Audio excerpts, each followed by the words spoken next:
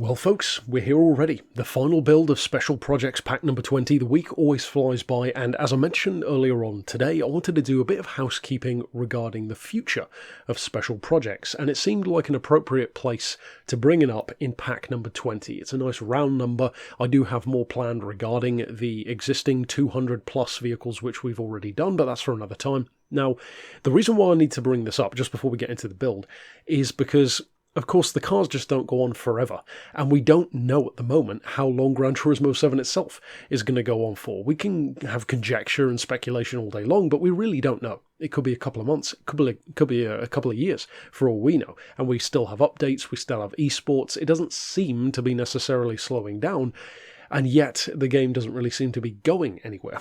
At the same time, it's weird. It's almost in kind of a stasis or a drip feed mode. So with that in mind, like I said, we've done well over 200 cars. So at this point, I don't want to run out completely to the point where there's nothing at all, because I know a lot of you really enjoy these. The whole point was to give us something to do in like the half of the month or more where we don't have actual updates, and it serves that purpose very well. But what I'm thinking is of maybe doing a 5-car pack instead of the 10, so 1 car per day through the 5-day week instead of 2 each day. And although that's only a relatively small change, and at least that's what I would propose, and I'm open to suggestions, it would mean that whatever builds are yet to do, because there are still some, but obviously, like I said, it's not going to go on forever. And also, as I've also mentioned before, I don't want the builds to be very tacky looking in terms of how close they are. I like to make them as believable as possible now that we do have visual mods and liveries and that kind of stuff. So if I do 5, that's twice as many packs in terms of how many months we can keep it going for. So that's what I'm thinking, because like I said, I really don't want to run out, but give me your thoughts on that down below.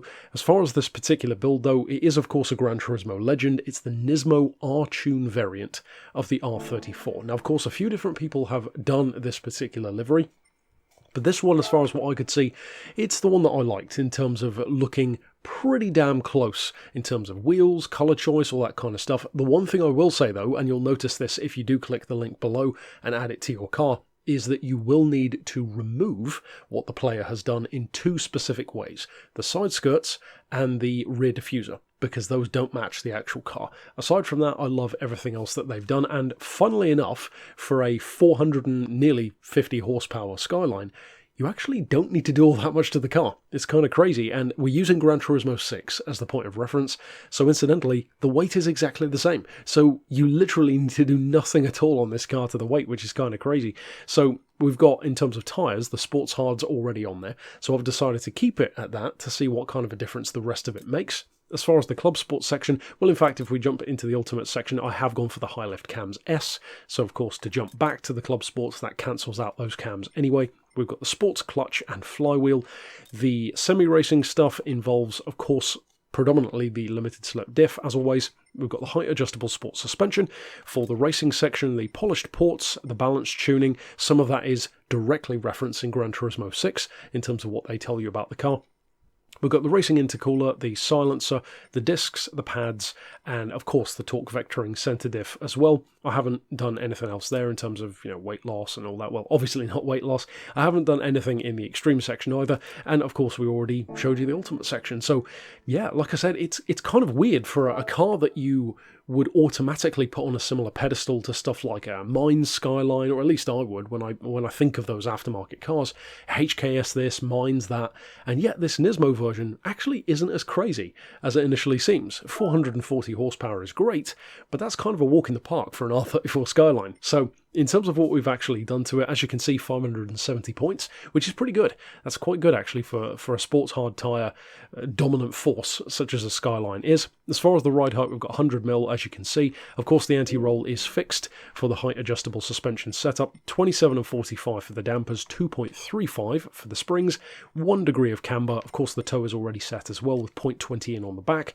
As far as the diff, I've gone for triple 30, triple 40, and a 50-50 split. I've said it before, but it's worth saying again for those who are new, you don't have to go for a 50-50. Of course, if you do prefer to kick the tail out a little bit more, you could go all the way down to, you know, a 595 if you wanted to, but I personally like that because it gives you a good place to work from. If you know that a car is going to understeer, I personally find that easier to work with than if you know a car's constantly going to be slip sliding around, because that's a bit less consistent, if you will. As far as the transmission, of course, that has been left standard. You could change the transmission if you want to, but given the gearing on the car already, I wouldn't necessarily say it's necessary for the build.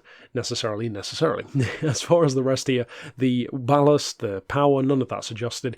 Downforce is down to you, of course. We've got 80 on the front and on the rear, so a bit different. That's technically maxed out on the back, but it feels pretty good, in my opinion, on that. And over here, of course, the handful of things which we've attached to the car are on full display. So all that remains is to take our final car of the week out onto the final track of the week and show you what it's actually like in practice. I don't think it's really going to surprise anyone to say that there's really no notes for this car. You just jump into it and enjoy it. It's fun, it's forgiving, massive grip. It more than makes up for any kind of weight of the car. Being nearly 1,600 kilos doesn't even matter, because so much of that is the tech that makes the car good in the first place. And of course, give me your thoughts in terms of my proposition for carrying on the series. And of course, if you are brand new to the channel, maybe this is the first tune you've clicked on, be sure to check out the playlist, because as we've said a few times, there's well over 200 of them in this game alone. So check out those. I'll see you next time with more special projects next week for the actual update as well, which is going to be interesting to see how that goes. Maybe some cool motor swaps as well as usual. We'll have to see.